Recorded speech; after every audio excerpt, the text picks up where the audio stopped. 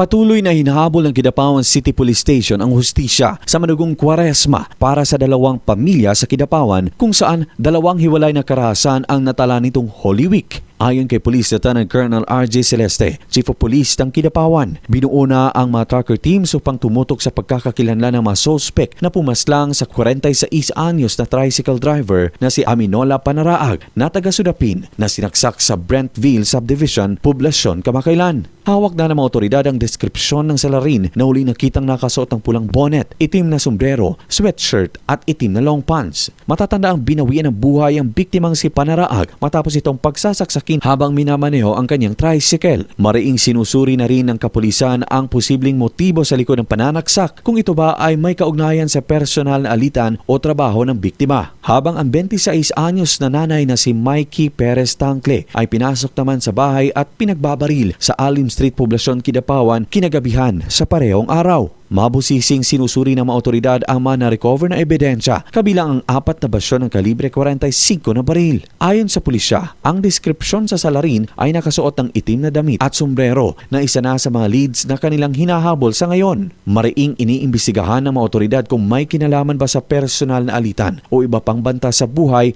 ang naging sanhi ng pamamaslang. Inaasahan na sa mga susunod na araw ay magkakaroon na ng mas malinaw na pahayag ang kapulisan kung mayroon ng formal na matutukoy ng mga person of interest sa likod ng dalawang madugong insidente.